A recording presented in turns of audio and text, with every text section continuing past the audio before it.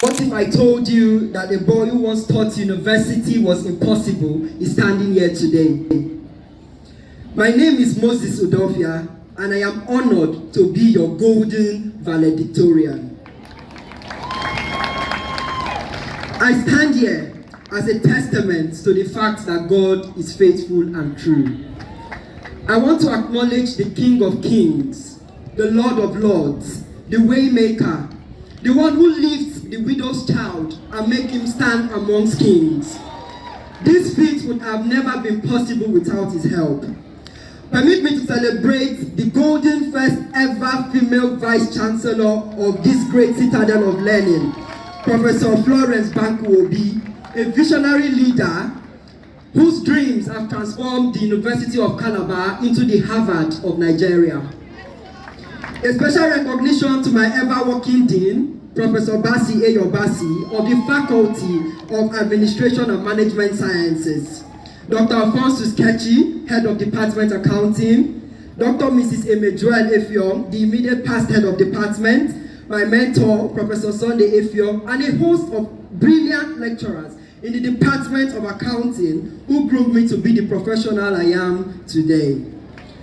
To my mother, my jewel, my prayer warrior, the motivator behind my success. This is the woman who bore and beat me to dream nothing but excellence in all I do.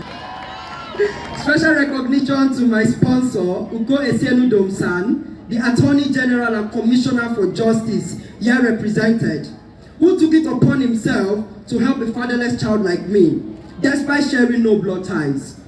Truly, good people exist in the world. A special recognition to my uncle, Professor and Dr. Mrs. Udame Udofia, who have been instrumental towards this success story.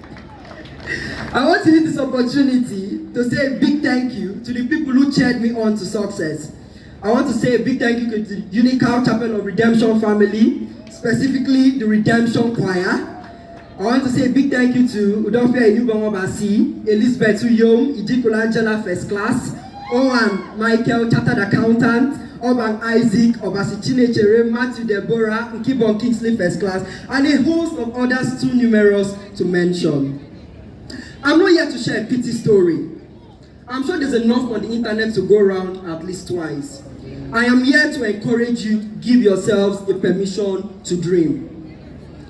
In the course of my 4-year journey to 5, I have been privileged to connect and interact with interesting colleagues from various backgrounds and different walks of life that were on different missions. Some were brilliant minds who were fortunate enough to have mentors, perhaps counselors from their high school, who helped them figure out what lies ahead during and after the university program.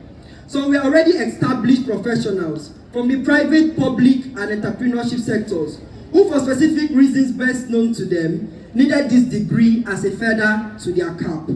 And then, there were those like me, who came from very low-profile backgrounds, maybe not knowing where the next meal would come from, but whose community and individuals believed in us enough to support us to get this degree.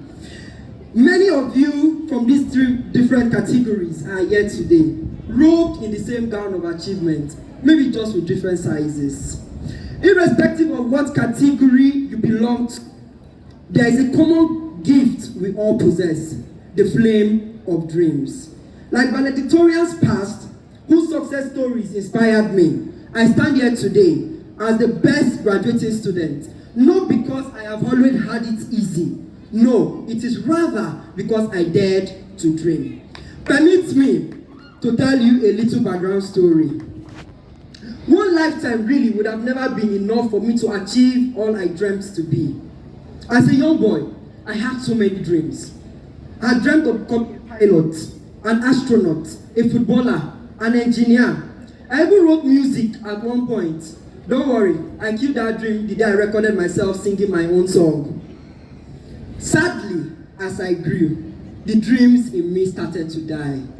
The harsh realities of life became glaring. What really were the hopes I was going to be any of these? My widowed mother and I were barely surviving in the village. We couldn't even afford a square meal.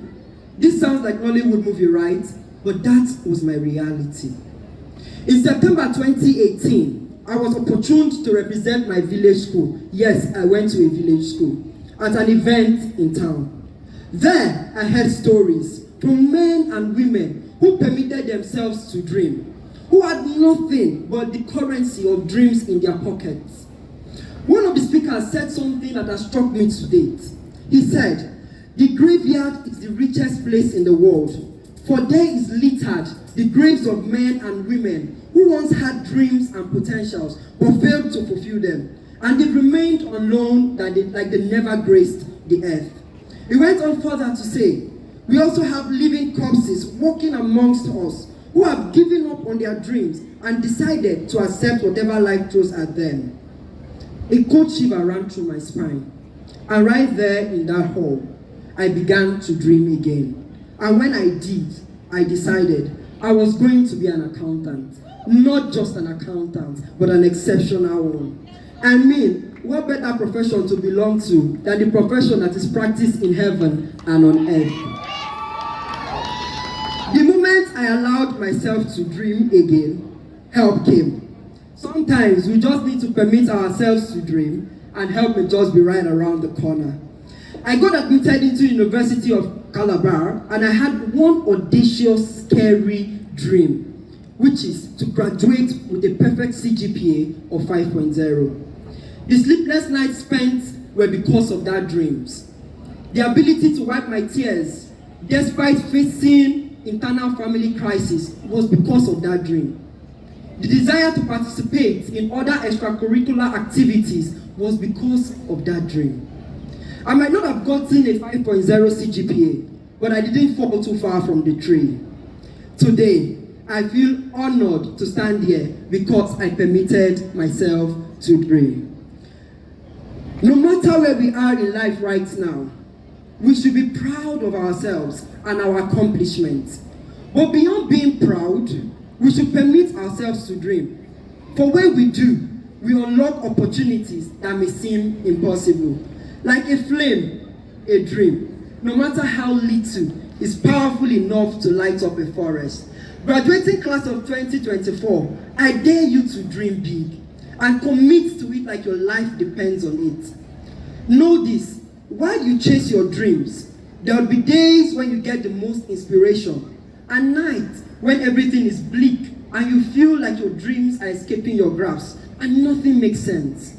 People you tell your dreams to at this point will somehow become mathematicians. They will begin to calculate the probability of how more likely you are to fail than to succeed. Self-doubt, a mindset that has killed more dreams than failure ever did, will begin to crop in.